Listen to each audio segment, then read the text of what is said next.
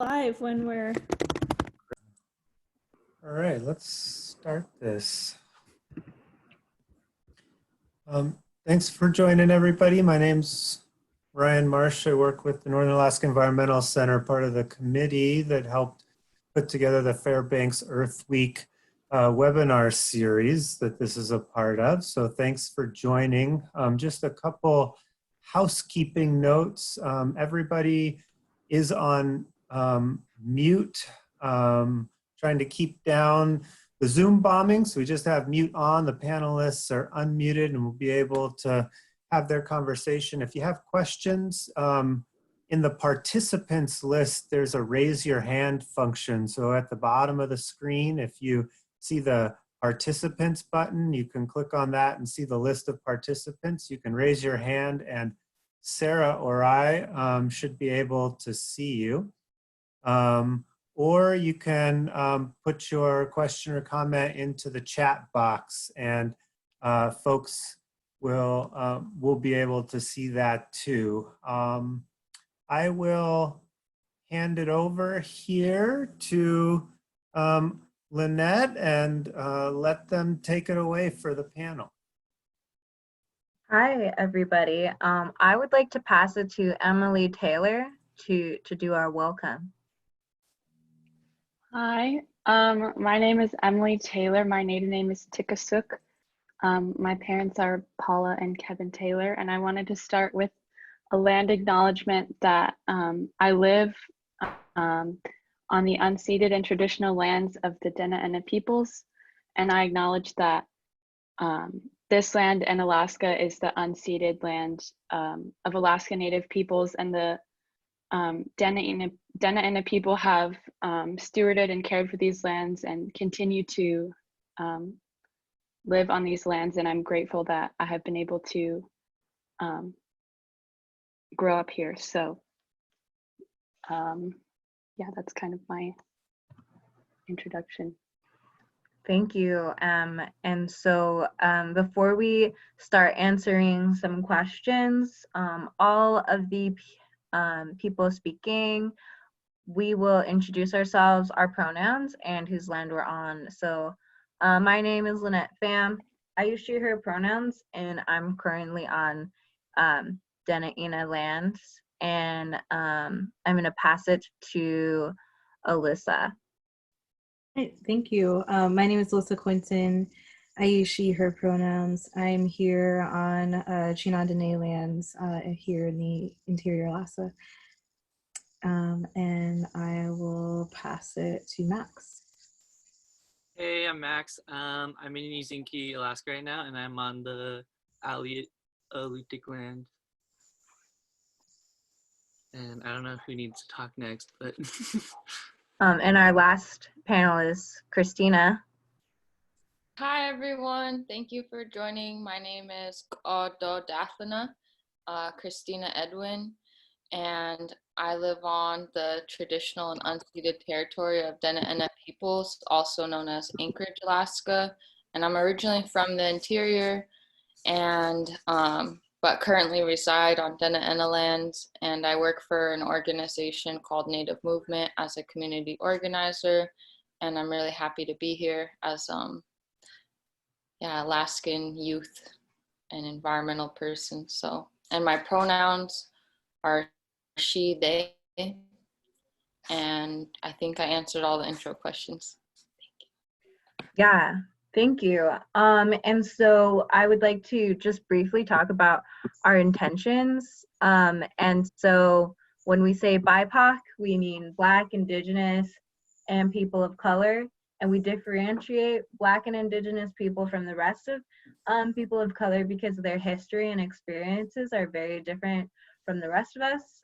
And so to tell you a little bit more about myself, I grew up on Unangach land in the Aleutian chain, and I am Cebuano, which is Indigenous Filipino, and Kanaka Maoli from Hawaii, and my dad is Vietnamese, and so obviously my life experiences are very different, and so our intention is to talk about how how being in the climate movement and being community organizers as BIPOC people is for us.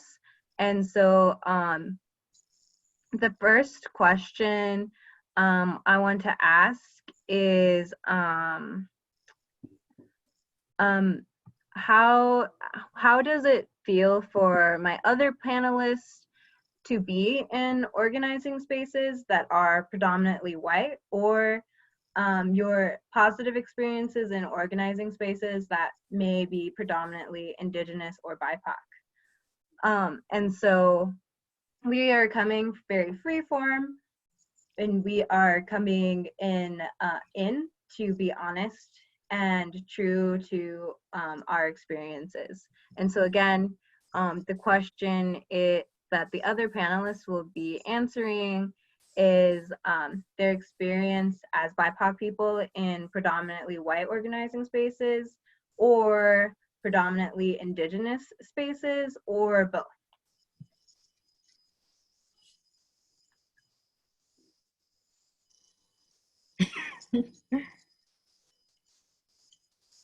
I think yeah, you go ahead, Emily. Okay. I think one thing that comes to mind in spaces that are predominantly white is you find a lot of, I would say, colonized mindsets, which I think can be very hard for people to grasp what that even means, especially if they are white. That kind of, Western mindset can be really hard, even for myself, to kind of break down and unlearn. And I find that in predominantly white spaces, that mindset is very prevalent. Yeah.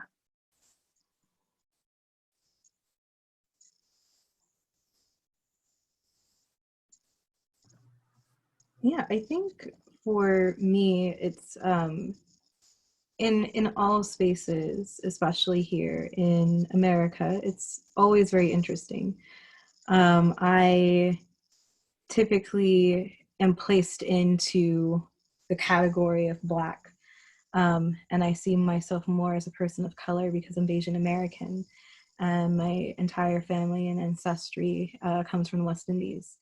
And so a lot of what I deal with sometimes in both spaces is a lot of expectations and a lot of connotations and prenotations of what I should be and how I should be, and dealing, of course, with colonization, but also dealing with racism and colorism, and having to sort of walk this dual tightrope of working and being in relation to Black communities, but also understanding that everywhere I go, no matter where it is in North and South America, we're not going to talk about the West Indies, but in North and South America, I'm a guest, and I have to live my life as a guest, and I have to work in these spaces as a guest.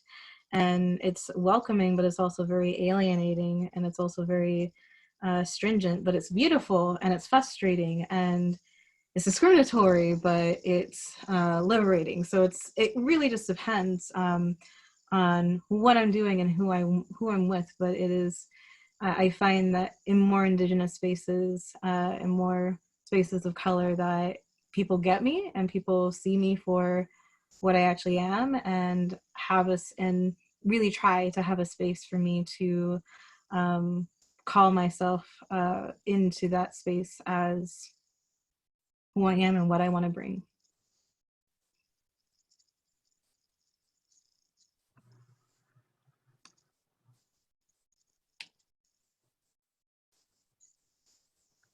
Thank you.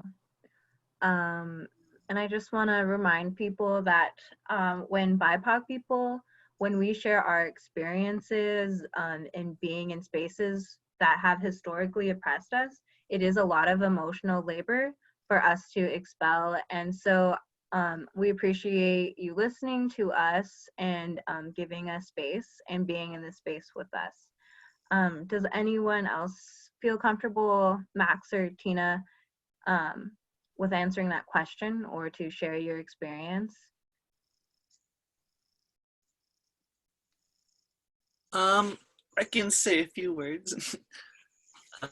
So I think the difference that I see mostly with like white spaces and BIPOC spaces is like the structure is kind of different in a way. So when you go into like a white space, you kind of know who like the leaders are in that space and who you need to be like listening to all the time. And I think in BIPOC spaces, a lot of the time you feel more comfortable talking with people that maybe, let's say, like above like your level of knowledge or like expertise, because they just want to share with you like their information, and everybody has like a mutual respect for each other. Whereas like white spaces, it might seem like you'll get intimidated by certain people because you don't like feel comfortable talking with them.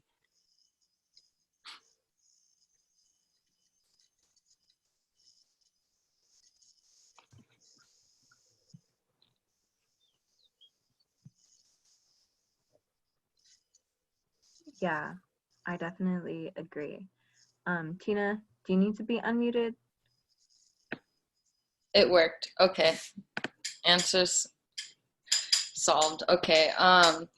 Yeah, this is such a big question and something that I've been talking amongst my peers with for a long time. When I started organizing, it was in high school. And I just want to give a context that I was raised in Anchorage. The village I come from is Manil-Clatsataw, which is placed below the bluff in Kaikook on the Yukon River. And I lived in Galena when I was a kid, but I mostly grew up in Anchorage. And I graduated and lived most of my childhood on the east side of Anchorage. And my neighborhood was predominantly immigrant community, BIPOC. And as a Native and Mexican person and light-skinned, I grew up facing and understanding that race was an issue since a child.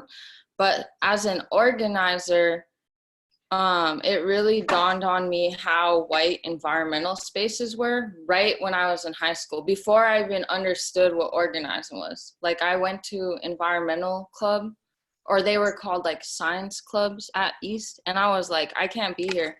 And so I straight up started my leadership journey through anti-racism work and through Native leadership, because I just felt more comfortable. And like, I was like more called to those spaces. And then I've seen myself as an environmental organizer when I went to like Recycle Club, and I learned about AYA, and I learned about an environmental club, and it allowed me to be in a position of leadership rather than me being presented with opportunities by a club that was like already full swing, really set up for kids that were more privileged than me.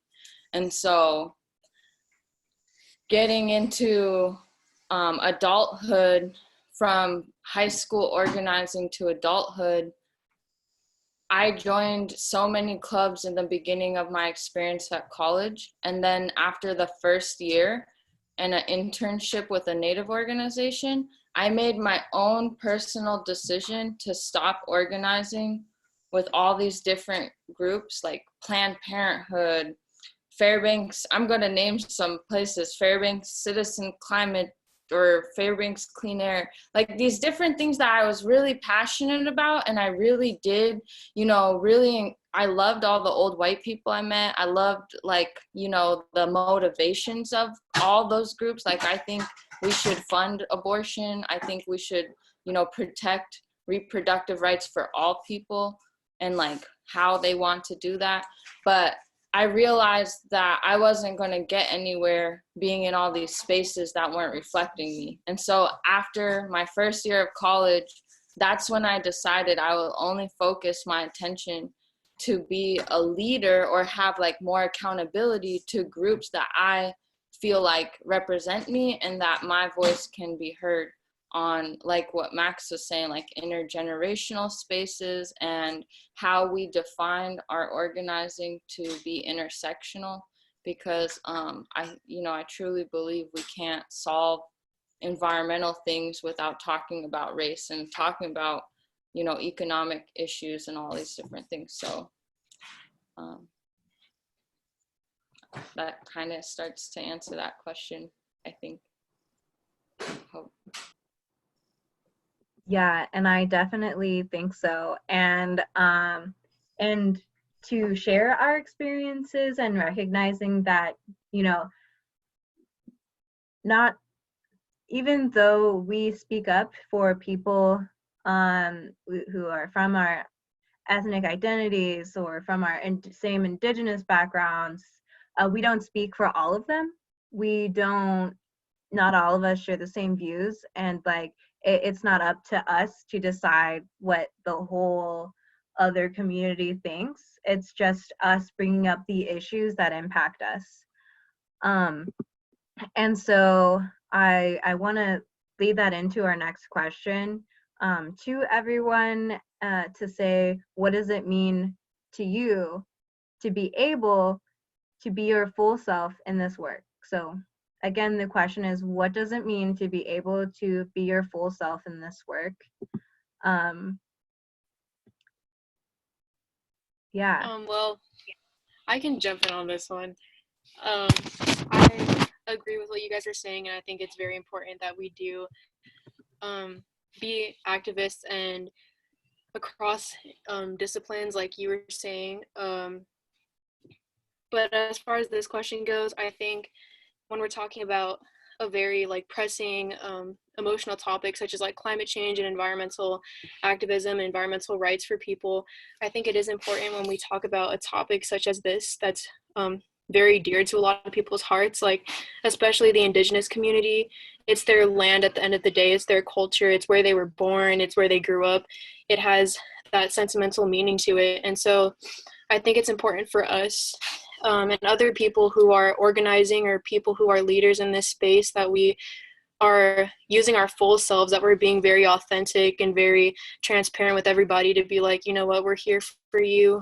I'm not entirely sure if I answered this question properly, but I think that's why it's so important to be authentic, because you're dealing with such a hard issue such as climate change and environmental rights and stuff. I'm glad you could make it, Jenna. And Jenna, real quick, could you say your name, pronoun, and whose land you're on? Yeah, sure. My name is Jenna Stringer. My pronouns are she, her, hers, and I am on the land of the Inupiat people right now in Barrow, Alaska. Yeah.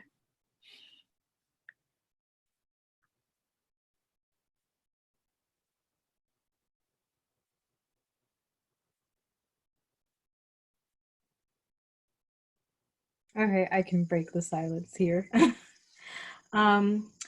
I think what it would mean for me to bring my full self into this work is, or how I feel like I can, is really going to take, people are going to have to get cool with a lot of stuff real quickly in order for me to do that. And because think about it, I am here in interior Alaska. The only West Indian people that I know here are my mother and myself. Everybody else that I have ever met from the West Indies is usually in the military. And like a lot of us get brought up to the States via the military or via visas or some sort of work thing going on with fishing or with the hotel industry, and then they leave. And so there is no big community here where I can share that part of myself, where I could teach people that part of myself, where I can bring you to an event. And a lot of the things that I could share with you, like our food and our events, all happen in the lower 48. And so in order for me to be my full self, I constantly have to find ways of what I can share of my culture and what I can share of my own self with people. And it is very hard to do that when you are already prescribed a label, when you're already prescribed a certain way of being, and when you're told what you can and can't do. And so what has really helped me and what has really made me feel like I can be my full self is just having those communal spaces in which I can talk about these things, and where I can cook the food that I can cook here with the things that I do have, where I can talk about my family, where I can talk about all the different weird, quirky things that my people do. But really, what I would need is people to understand that just as BIPOC is diverse, so are Black people, and so are people of color. Not every single dark-skinned woman you see is from Africa, and not every single dark-skinned woman you see is from America. We are just as diverse as every single other person of color that exists on the face of the earth, and the whole entire reason why I am even here in this state tells you a story of, colonization and enslavement, but perseverance and survival, and the beauty and pain that is within that. And I can only bring that into a space if people are willing to hear it, and if people are willing to open their minds to a completely different perspective, which unfortunately not a lot of people are taught about West Indian culture and West Indian people to begin with, except Rihanna. But that's not, why wouldn't you want to learn about Rihanna? So but she's not the only Bayesian person that exists in the face of the earth. So in order for me to do that, I need people to educate themselves a little bit, and be open to meeting other people and hearing what we have to say, and trusting what we have to say, and trust that we know what we're talking about, because we do, because we've lived this life.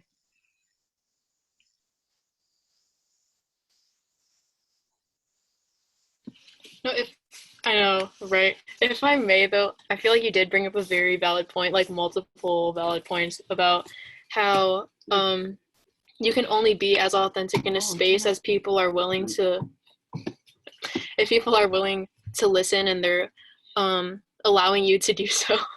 And I think that is a valid point too. Like, I was just talking about how like it's so important to be authentic and transparent, but again, like a huge portion of that is if people are going to let you into these spaces, if they're going to be accepting, if they're going to allow you to speak, which is a very real setback from a lot of environmental work.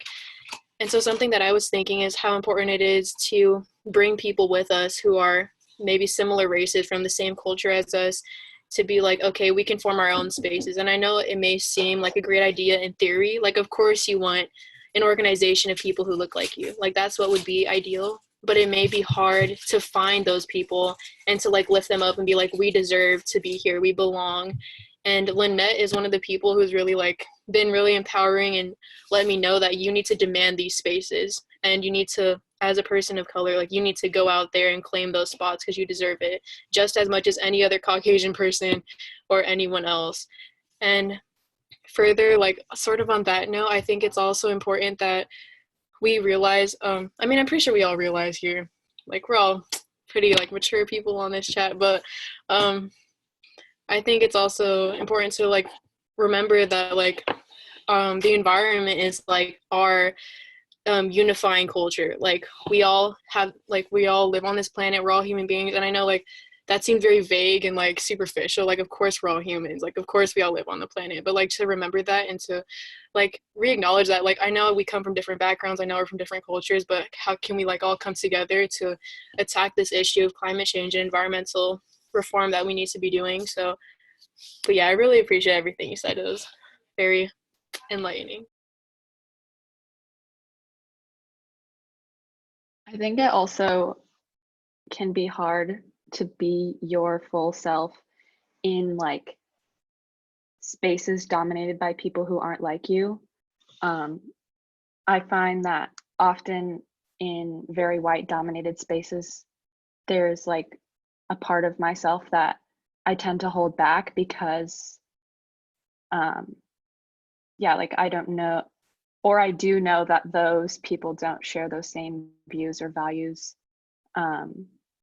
So sometimes it can be very easy to like kind of slip into what you think the people around you would want you to be, because it's sometimes can just be easier to, it can be hard to stand out on like intentionally. Yeah. This is Christina. Just kind of like echoing what folks are saying. Like, I wanted to talk about this in like a positive way when I was like, oh, my full self, and like, but like hearing y'all talk, it's like making me remember how, you know, American culture, white American culture is all successful. Why we have a global climate crisis is successful off of the history of colonization, which is what created racial structures and like whiteness and white supremacy being at that. And how the goal, one of the results of colonization and what we live in today, and what's kind of what I'm hearing is kind of at the root of this, is a thing called cultural amnesia. And cultural amnesia is like the forgetting of culture, forgetting of where you come from, your identity, who you are. And this country, America, the whole idea of America is based on this false, you know, melting pot theory, like this false, or like, I wouldn't say it's false, but it's like, it is a theory, like a narrative sort of thing.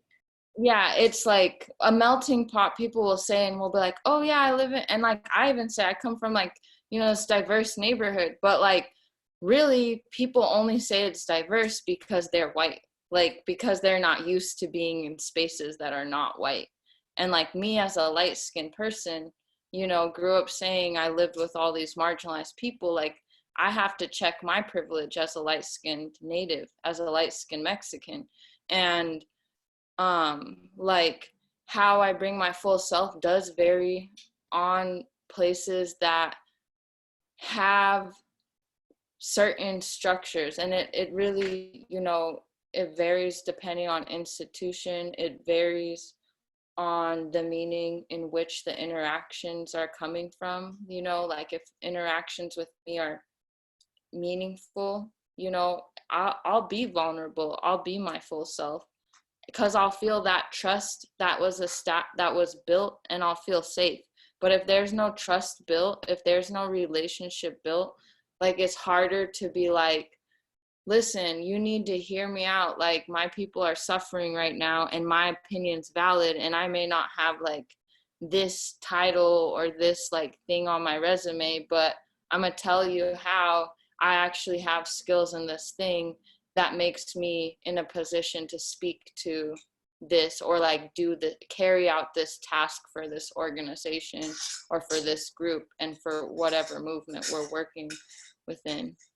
So I don't know, like that's just a rant, but I just wanted to talk about how, you know, capitalism and this climate crisis and privilege, specifically white privilege, comes from cultural amnesia and forgetting, you know, who we are, where we come from. And a lot of people will say, well, I don't remember, you know, and it's like what you said about us sharing the humanness. Like you can forget your culture. Like if you were adopted, like that's understandable. Like people shouldn't attack you for like, that's empathizing, but you can't forget your culture of humanity and how to respect people and how to express gratitude for not only your connection to humans, but to the land that gives itself, that we take from constantly. Like, and if you can't remember your own culture, you need to respect cultures that remember their cultures, especially if you live on their lands, and especially if you live in a system that has capitalized off hurting other cultures, specifically Black people, specifically Indigenous peoples of the Americas. We can look at colonization and where we're at today to all acknowledge that. And that's something that's hard for people to understand, especially intergenerationally. Okay, I'm like getting on another level here, but like with religion and capitalism, and like nonprofits and movement spaces being predominantly, you know, older people, and specifically like non-people of color, then it can be really like hit or miss who you're talking to, and if they're going to be open to hearing the truth that a lot of us weren't even fortunate to learn until later, till after school. And you only can be privileged to learn your true history, which some people don't have the access to these technologies to engage in meaningful conversations like this. So just want to say that, yeah, this is a good discussion.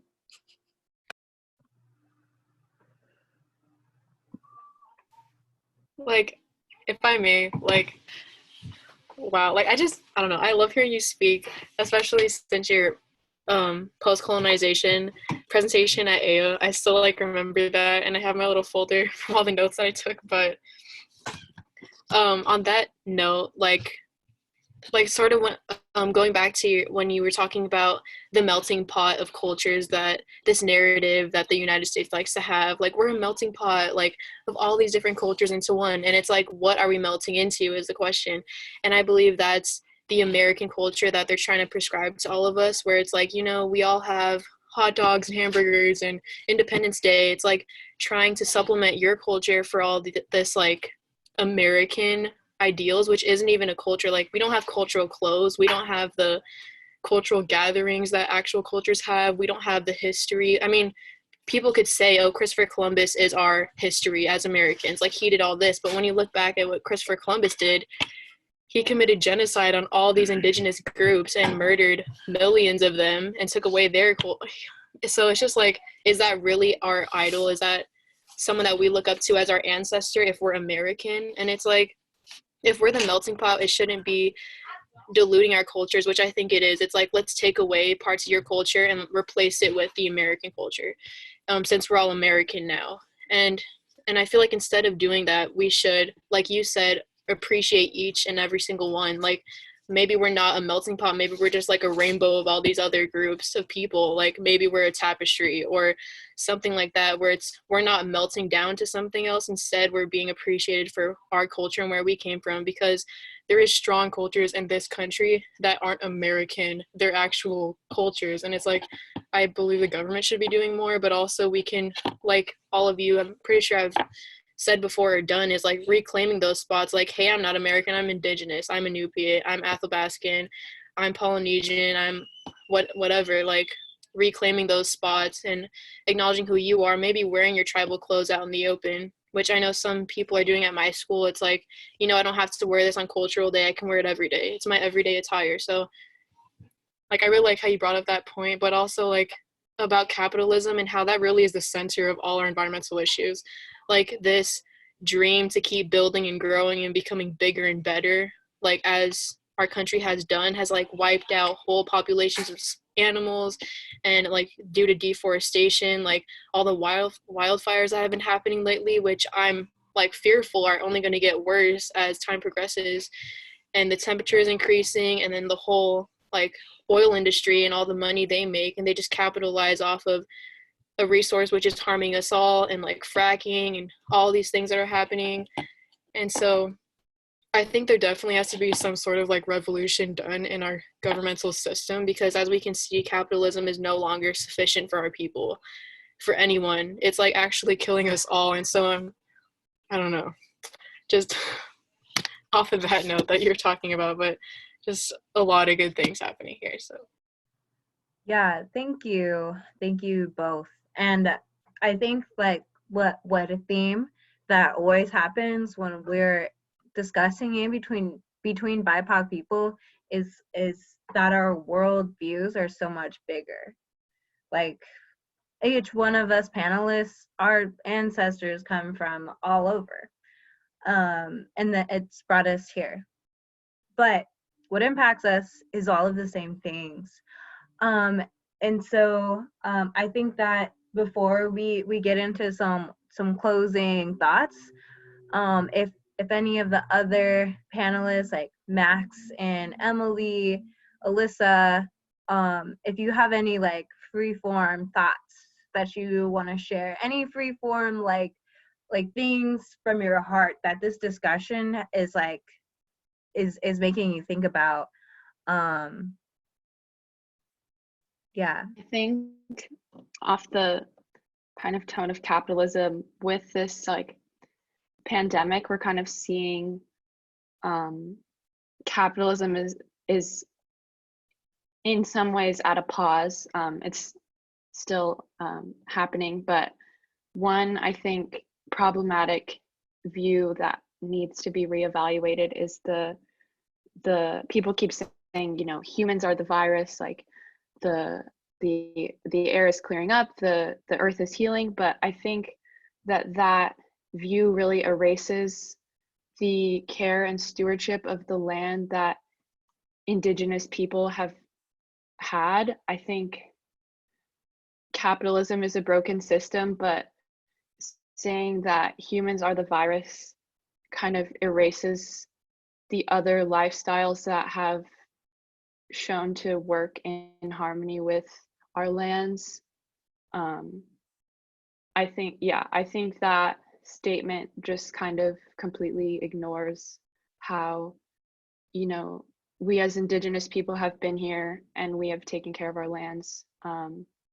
And this climate crisis is a product of our broken system, but that doesn't mean that, you know, like eco-fascism is the way to turn to.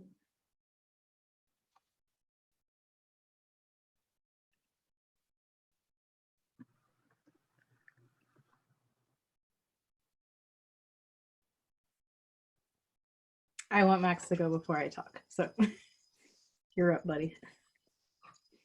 Yeah, and you know, we always allow silence to let people process and think. So go ahead, Max.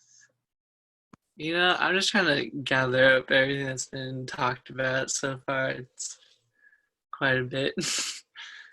Yeah, I like what Emily was saying about how saying that like in this time specifically about like humans being the virus, it really erases Indigenous people because like we have been dealing with the land and like living with the land and living for it. And to say that like it's humans causing this big issue kind of erases like how we've always respected it. And I think it is more like capitalism and systems that we had no deal in that kind of cause issues and that are causing issues today. I just think it's important to realize and to recognize that Indigenous people have been dealing with land and keeping it groomed. I don't know how to say that, but we've been living with it and living from it this whole time. And just to say that like we've been killing it kind of erases that, like what Emily said.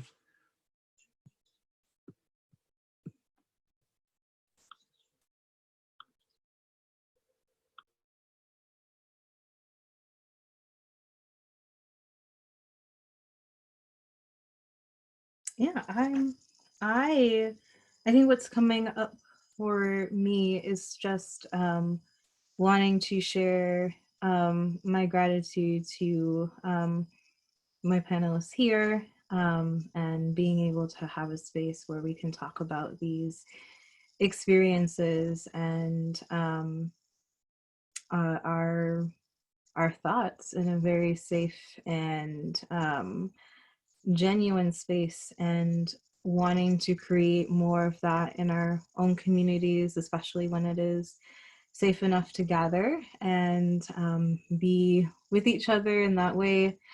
And I really want to welcome people who are listening and thanking folks to just reflect in that, to have that reflection time to really digest what we are saying, and invite you to lean into discomfort, because we, as you know, BIPOC people, and even as non-BIPOC people, we all have situations and times in which we feel really uncomfortable, and extending just that time to reflect as to why we are feeling uncomfortable, why we feel defensive or why we don't understand something or get something is one of the most powerful things that we can do to start educating ourselves, especially on the things that we've talked about.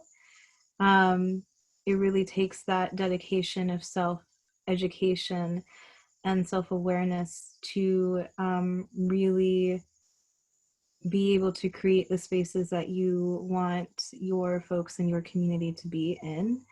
And I really want to show gratitude to the folks who have been doing that and are already doing that work for their communities here. It makes me feel much easier, and like a pressure is taken off of my shoulders when I see that work being done, and makes me feel a little bit more at ease that maybe one day in my lifetime I can be my 100% full self in any space I walk into, while still holding, in my space as a guest, but as a guest that is welcomed, and as a guest that is seen and appreciated, and as a guest who is always here to give, and being able to give and teach that lesson to other people who, I know there is another Bayesian girl in Fairbanks, Alaska, who is just as stressed and just as upset and like, what is going on? I know she's out here, so what am I doing to make it easier for her? What are you doing to make it easier for the people like you? And I want to thank everybody for that, because this is the work that's going to save the planet. That's what I've got.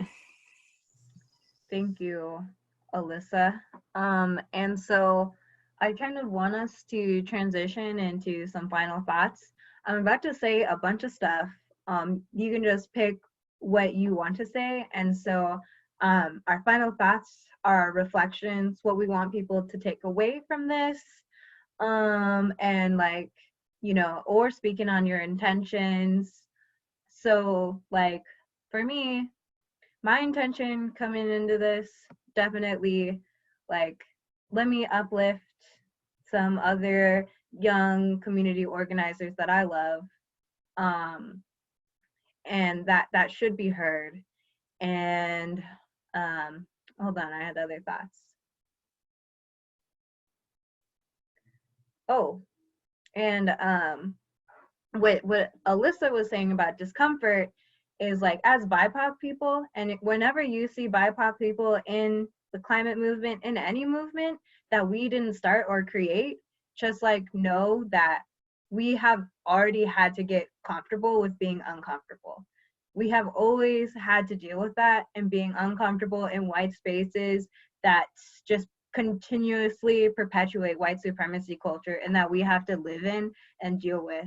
And that, that creates narratives like the angry, loud Black woman, the loud Filipino lady, the loud, rowdy, just all these narratives that other people create when they don't understand our cultures. And so what I want people to take away from this especially is to stop asking the only brown person in the organization, how do we get more people of color involved? Stop asking that question, specifically because one brown person does not have all of the answers for all the other brown people. Tell your allies this. Like, we do not have the answers. You have one Indigenous person in the organization, don't expect them to chair your, I don't know, what's the word for it? Racial equity thing.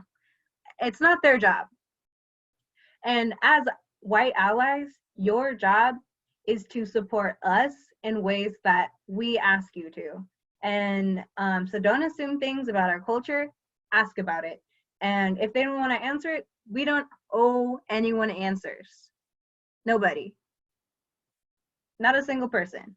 Because when you ask us questions that are emotionally extractive, just realize that has always happened to us.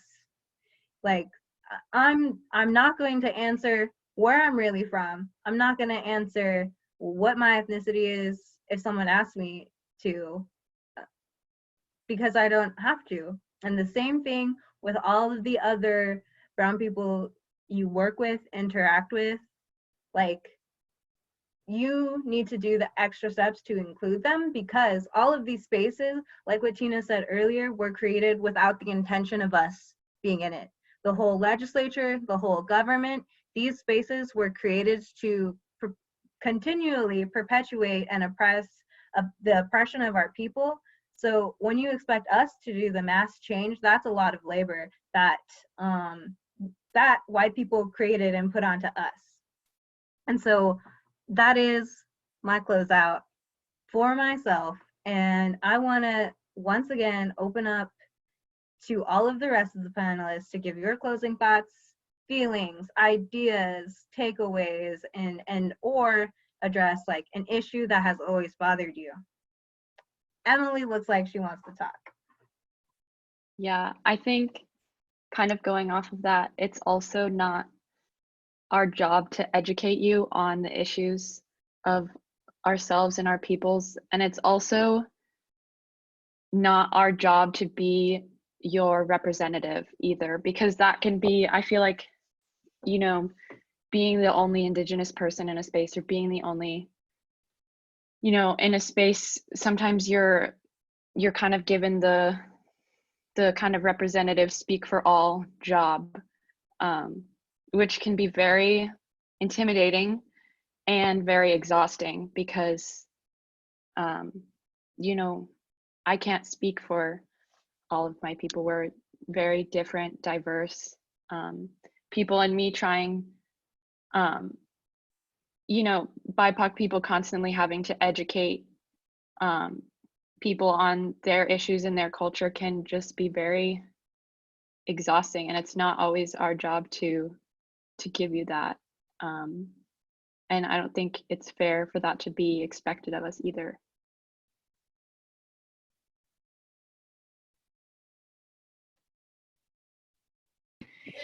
Yeah, I agree. And I had something that I wanted to say, and it's kind of related to this like tokenizing the minority thing.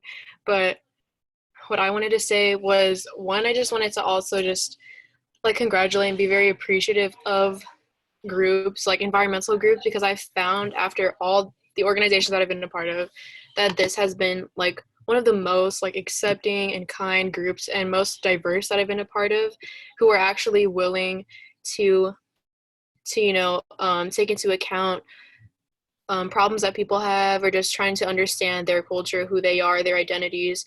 And it's been great. And so I think like, although we do like to talk about a lot of the things that need to be changed, like we should give credit to ourselves too and all the hard work that we've been doing.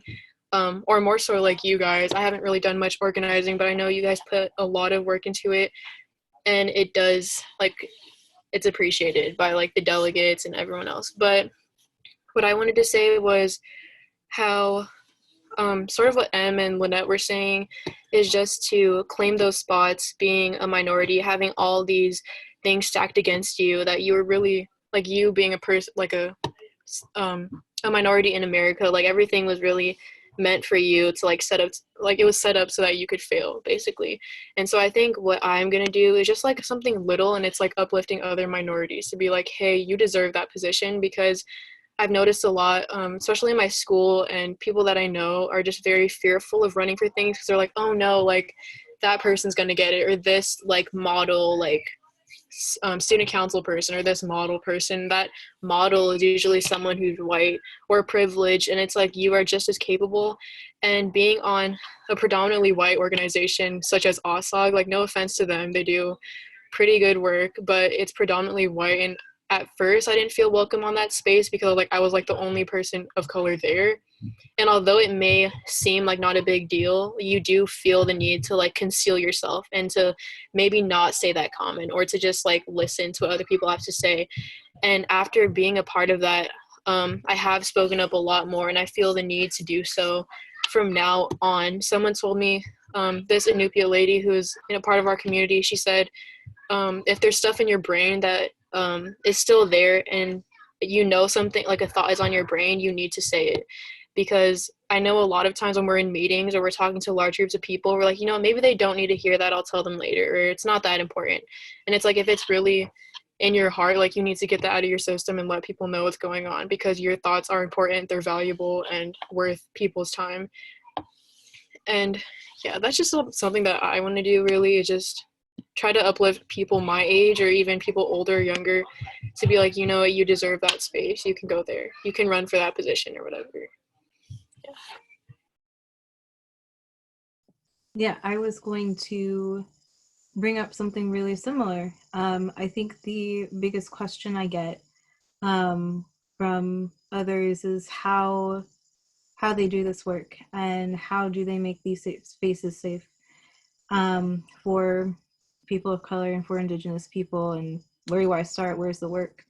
And what I would really love to expand on is, again, that self-education. When we're talking about people who are in the environmental justice movement, conservation movement, we study that, we see mostly white people and mostly white men who are, you know, the pilots of it. And what you have to recognize and what you have to realize is every single movement and era that has ever happened in the Americas has been on the foundation of Indigenous people and people of color. Environmental justice would not exist without Black factory workers who were working 14 hours a day, who were tired of not being able to breathe. Trails would not exist if Indigenous people did not walk those trails for explorers to find out where the rivers and where the ravines and where the animals were grazing to survive.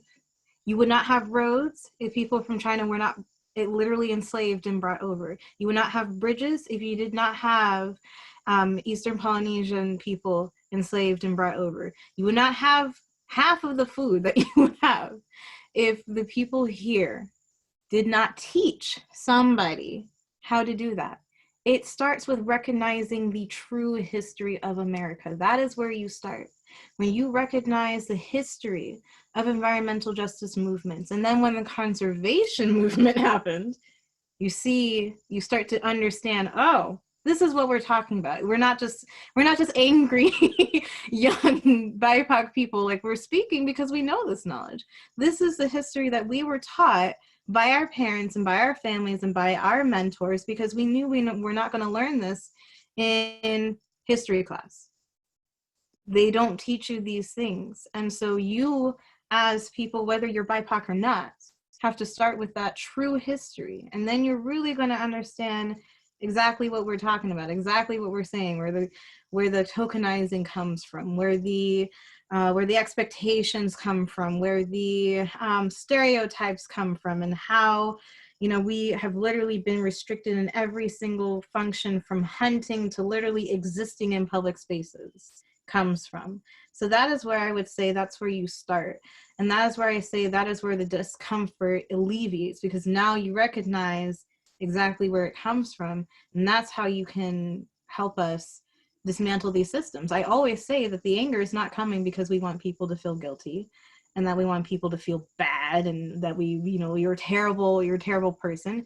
We're saying this because we want you to be on the same level of understanding that we are, so you can help us dismantle it. Because like we've said, we are all on this planet together and we only get one. There ain't no planet B. And if there's a planet B, ain't none of you on this panel gonna get there. We already know that. So we need to be doing everything we can together to make sure that we are dismantling these systems so that we can all exist. Because I think one thing that this pandemic is really illustrating is that discrimination is the one thing that don't discriminate. It trickles, it's the only actual thing that trickles down. All this, all the things that people of color and Indigenous people have been screaming about since time immemorial, now you're starting to experience it. Now you're seeing what we have to go through on a daily basis. So I hope that you let that soak in, and that this is not about guilt, and that this is not about judgment, and that this is not about divine retribution.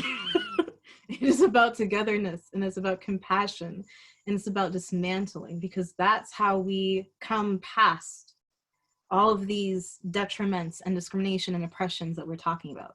We can't do that without your help. We can only do that if you are on the same level that we are on.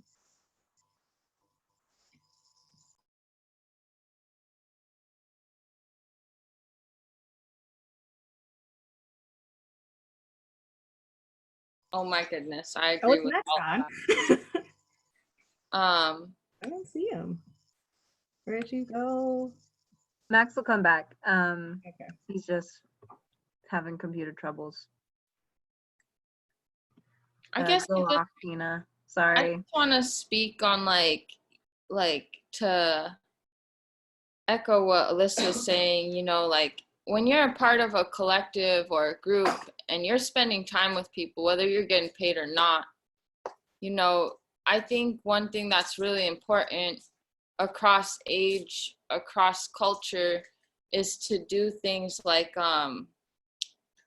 tree problem solving, tree exercises, where you look at the roots of the problems and kind of how they, you know, stem out. And I think that like what we're talking about, what Liz is talking about, is understand the difference between an issue and like the root of the problem. And I think a lot of times people who work in Alaska, especially older white people in conservation and any institution, health or whatever, they say, oh, I've lived in Alaska for a long time.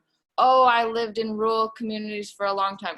Oh, you know, I can empathize with them because I lived in these places. And it's like, you can't really get to point Z already. Like, no matter how old you are, like what Alyssa's trying to say is to like remain open to learning, and that, you know, even our youngest people can teach us things, like, you know,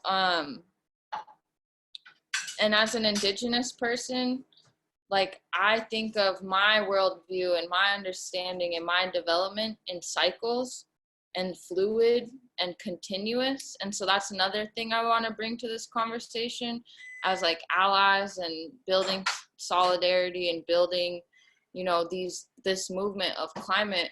You know, we have to recognize this climate crisis and where we're at collectively as humans in the globe is within a cycle. And that, you know, our understanding and how we identify, we can accept that, you know, we are changing people, beings are changing. You know, our skin is always changing. If you look at the science of like your biggest organ, skin. And so to try to, you know, instead of resist change and like fluidity, try to understand it more, try to lean into it more, and to think about how you are making your space a safe space to change and be dynamic versus stagnant and just one way. And I just want to say, like, it is very important to have empathy and space for that in movement work. A lot of times we get in the mind and theories and numbers, and we think we try to quantify diversity. But I think, you know, it's, and not just diversity, but we try to quantify like our productivity or like our success and things like that. And I think we need to remain empathetic to ourselves and forgive ourselves for making mistakes, and to acknowledge them, and to continuously ask ourselves, how do we move forward when we do make mistakes and when we do have uncomfortable moments or challenges that may look like, that may feel like putting us in a setback, or maybe even shifting the focus of our work. How do we take opportunities when we're uncomfortable and there's challenges, or even like this global pandemic where you have to work from home, and think about how, you know, reshifting our focus can be a good thing, can be a part of our development and change, and to take responsibility. You know, if you can't meet the needs of, you know, someone in your group that's suffering the most, like if you look at all the people in your organization and who gets who gets the hierarchical, like who's the ED and who's the lowest paying position in your org. And if you see that there's a power imbalance, take responsibility for understanding, you know, where everybody's at, and trying to make sure that everybody is not just tokenized and invited to the table to move your platform, move your organization, but like truly take the responsibility to try to meet them where they're at. And I want to say that a lot of times, not a lot of times, I have seen, in my personal experience, I'll say, you know, in movement spaces, especially in Alaska, you know, Alaska is such a tight-knit community. You know, no matter if you're Native or not, you know someone who knows someone who knows who you know. And I think it's very important to take into consideration, you know, the small tight-knitness, and think about how our interpersonal reactions are beyond quantifiable. We cannot just report and live within the silo of movement work. We need to think about how we're bringing, you know, humanity into our spaces. And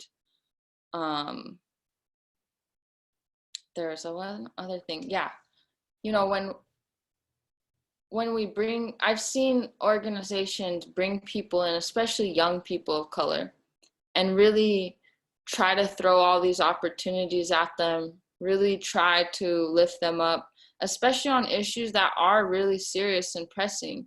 And I just want to say that as a Native woman who's also Mexican, like, as everybody on this panel, like, we carry multiple roles. Like, you see me as this community organizer on this platform, but like my grandma's in the background, my little brother, my mom, I, you know, caretake, and I'm still evolving in those roles.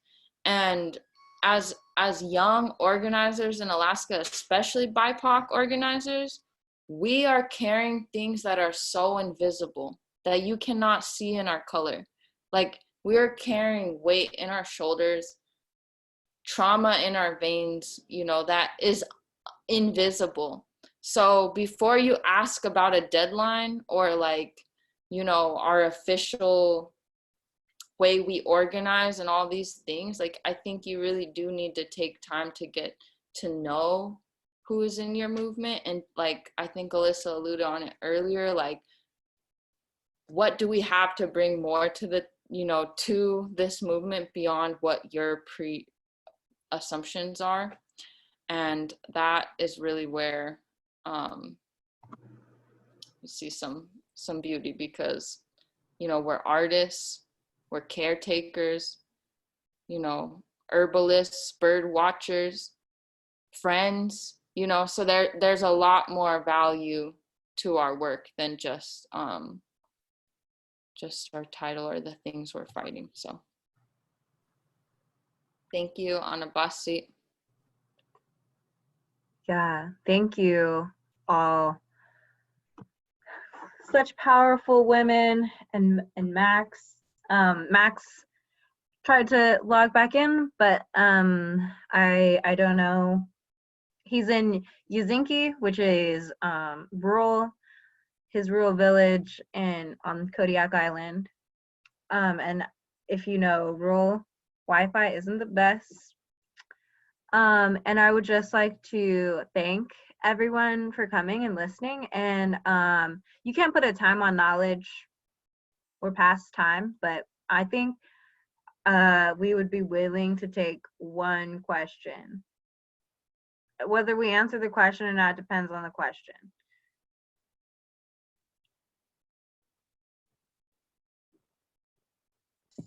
I think we might have scared them from asking questions. They're all Googling now.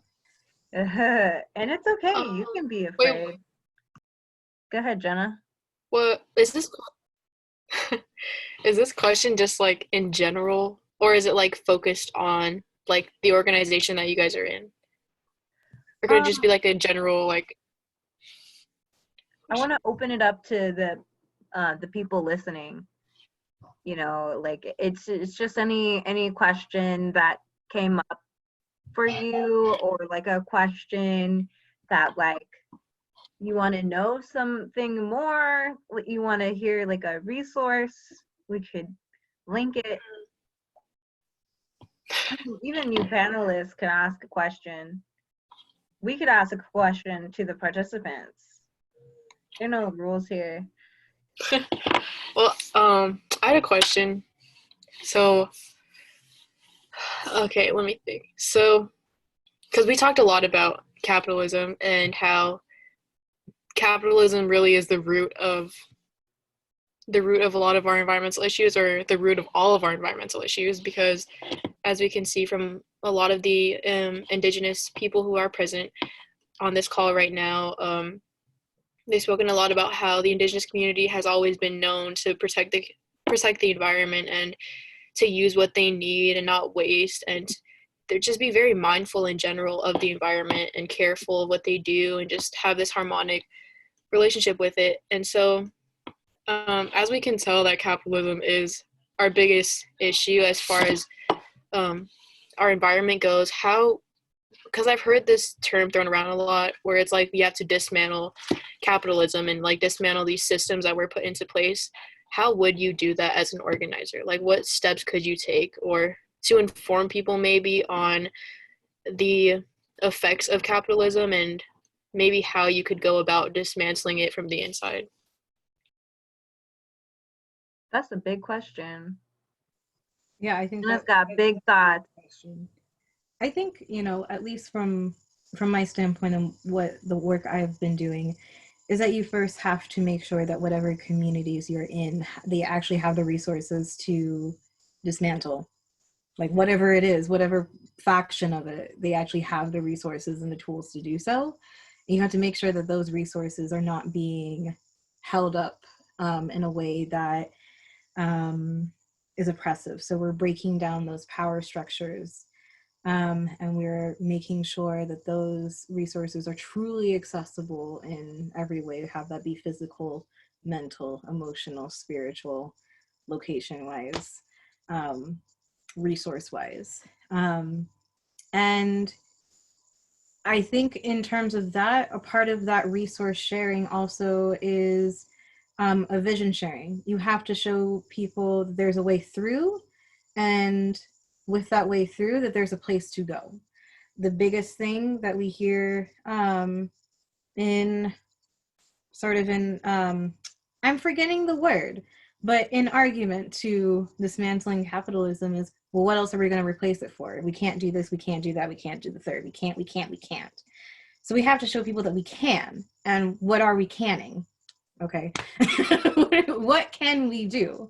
And with that, people sort of get a sense of, oh, this is what we can do? Yeah, okay, yeah, great. This is doable. You have to sort of chunk it up. You also have to think about, we can't do everything. This system that we are living is a multifaceted system.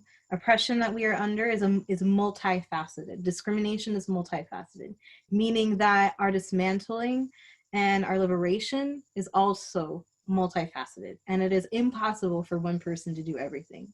And so you have to remember that where your work ends is where your partner's begins. And so not to like take it all on, it's like, we're going to dismantle everything at the same time all together right now. You can't. You just can't. That's not how people are. That's not how organizations are. That's not how our systems are currently. That's not how they were. And that's not how that's going to be. We all have a part. We all have a passion, and we all have a drive. And the whole point is to uplift that and value that and have them apply that to dismantling. So, as an artist, you have a part. People are coming to artists right now to get them through this pandemic. All this talk about, oh, artists are never going to be anything and they're not essential. Well, you talking that now? I bet you're not. I bet you're not.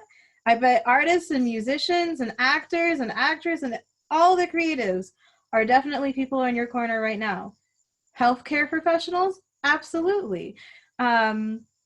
Organizers and volunteers and community leaders as ourselves, people look to us to be like, what's the next step? We all have something that we can contribute. And the biggest part of dismantling, especially in white supremacist systems, is understanding that every single passion and every single part is valuable. There is no one over the other. We all have a place in the same plane, and that all contribute something to dismantling and something that is beautiful. So that's how I would answer that question. Make sure people have what they need first of all, and then give them or create with them a place to go afterwards. I think something like just to add that I kind of heard in there is also, I think this pandemic is exposing that a lot of us don't need capitalism as our motivation to do things, to be good people, to I think some people say like, well, if we don't have this system, like how are we going to get people to do things? But you look at, you know, just people out there doing good things because they want to, because they just want to help people, especially right now. People who are doing good things without pay because they just want to help others. I think a lot of the good things that people are doing during this pandemic are showing that we don't always need capitalism as a motivation. Sometimes people just want to do good things because they want to.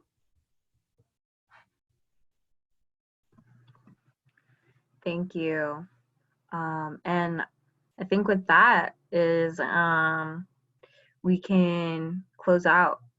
And again, I would like to thank Emily, Alyssa, Christina, Jenna, and Max for wanting to be a part of this and wanting to share their story.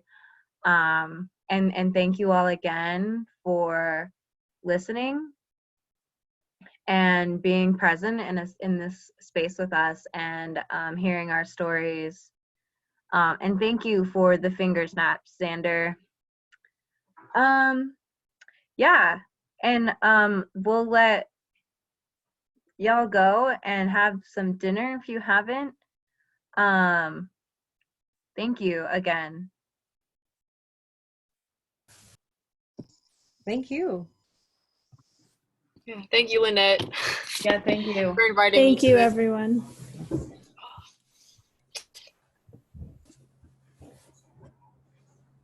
Thanks, everybody. I'm going to end the recording here. If you want to see the other events that are coming up later in the week, go to the Fairbanks Earth Week website and check them out there and register for them. Thank you, Lynette, and all the panelists for this. That was really amazing to listen to. Honored to be here.